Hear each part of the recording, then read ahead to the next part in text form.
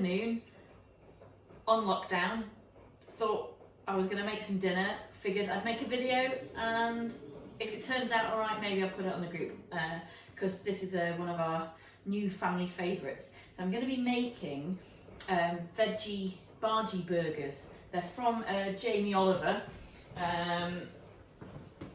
veg book, and they're very popular in our household and with the kids. You basically need half a butternut squash, half an onion, some ginger, a couple of cloves of garlic, a lime for the juice, and then 75 grams of paneer cheese is what the recipe says. I couldn't get paneer, who'd have thought it? So I got halloumi instead, but it's just sort of hard salty cheese. I'm sure that'll be fine. Then some mild curry paste. You can optionally add chilli if you want them spicier. We have them mild because the kids like them, and plain flour. So you start off by peeling your butternut squash, which I've done most of already. I just use an ordinary potato peeler. Get all the skin off. That's pretty much done. And then you want to chop the ends off.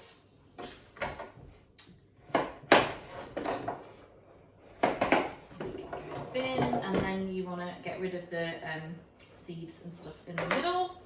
Scrape that out.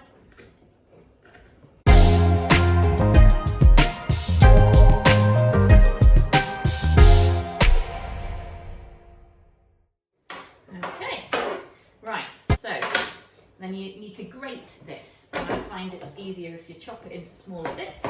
You just use an ordinary cheese grater. I'm using the coarsest grating setting. You could probably do it in a food processor, to be honest. It needs to be seen whether I can work out how to edit this video to fast forward through me doing all of this. I asked my 10-year-old daughter to show me how to use iMovie.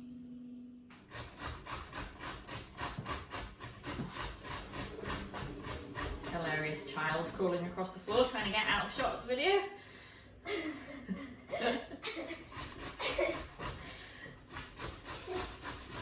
Also realised I've got the dishwasher going in the background for added ambience. Yeah. Watch Netflix. Can you watch Netflix? Supreme parenting. Yes, you can watch Netflix while I make a video. Can I go on my iPad? Yes, you can go on your iPad while I make a video.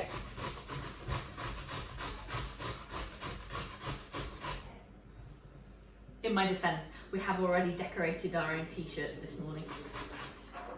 Okay, then you put all the grated butternut squash into a large bowl.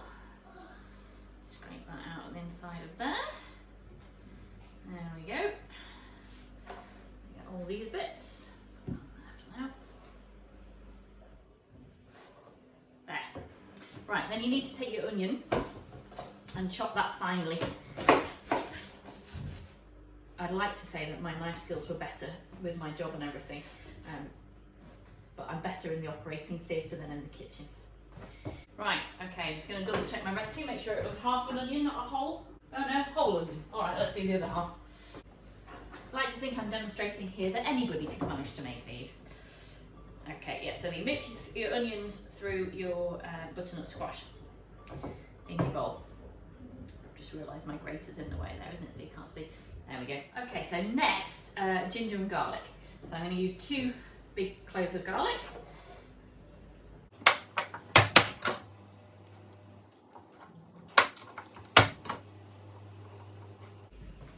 And I'm going to grate them because I've got the grater out and it's dirty anyway. Use the fine setting. Okay, garlic in there, and then next the ginger. I'm going to use about half of this big piece here. I'll just keep that half for later. Okay, there we go. And then again, I'm going to use the grater for this. There we go. And then goes the ginger.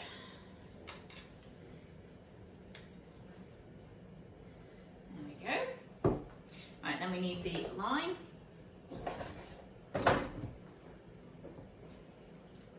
Just squeezing the juice of lime. So just to recap, we've got the half a butternut squash grated, an onion finely sliced, a couple of cloves of garlic, chopped finely or grated, and a knuckle of ginger, again chopped finely or grated, and the juice of a lime. I might have said that already. Then we need your cheese. By the recipe that should be paneer, but I couldn't get paneer this week, so I've just got halloumi. So I'm hoping that does roughly the same kind of thing.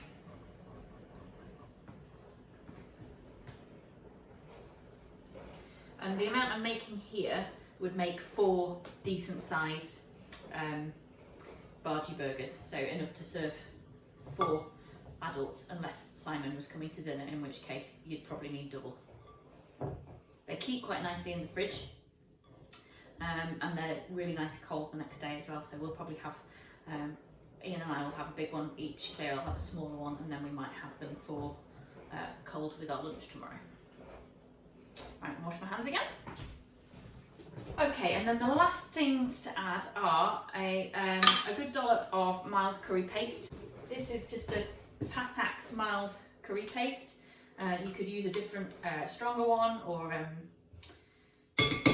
different flavour, just for variety. Straight that in there, and then about 100 grams of plain flour. Okay, 100 grams.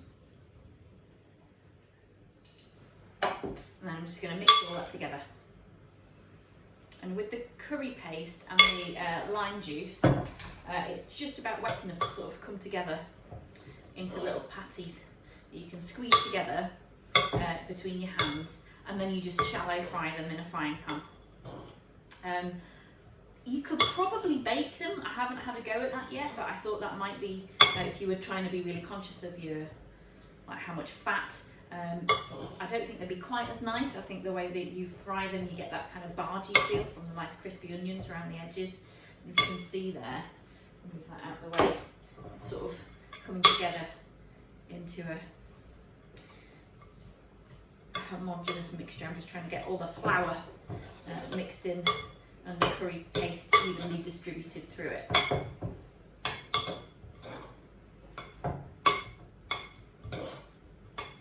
Smells delicious already. I reckon this would also work with sweet potatoes if you haven't got a butternut squash.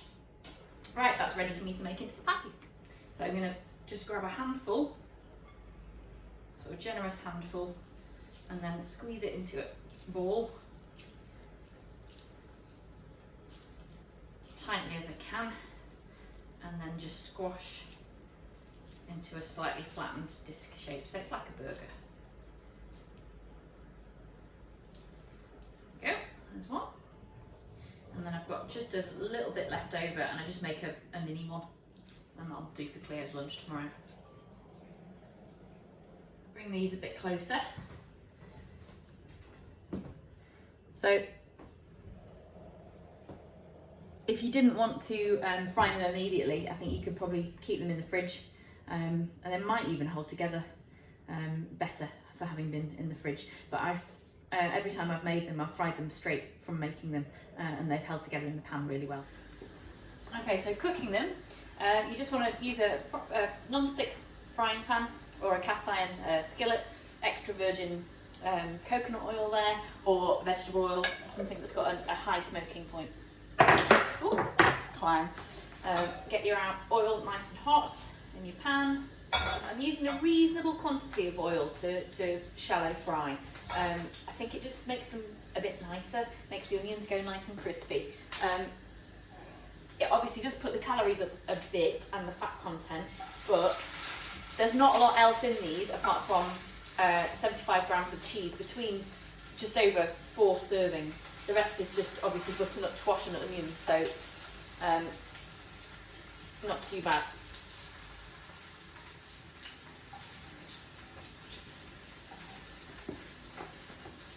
Get them all in the pan there, and then give them a bit of a squash down. And then just keep them on a nice high heat. You can hear them sizzling away. I'll show you there in the pan.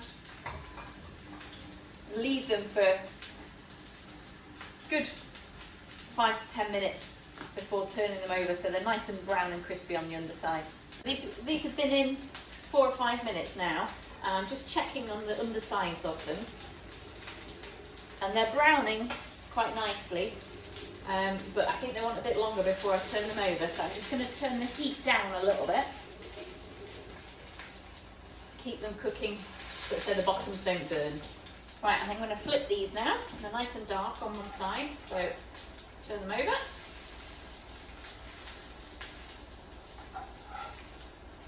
And I'm going to turn the heat right down now because I want them to cook a bit longer to get the middle done, but not go too brown on the outside too quickly. Okay, so these have been frying now on a lower heat for about 10 or 15 minutes. So I'm just going to check their undersides and then take them out. Yeah, maybe slightly crispier than ideal, but I quite like them like that. Right, so take them off the heat and then just lift them out onto a piece of kitchen towel to take the excess oil off. There we go. And there we go.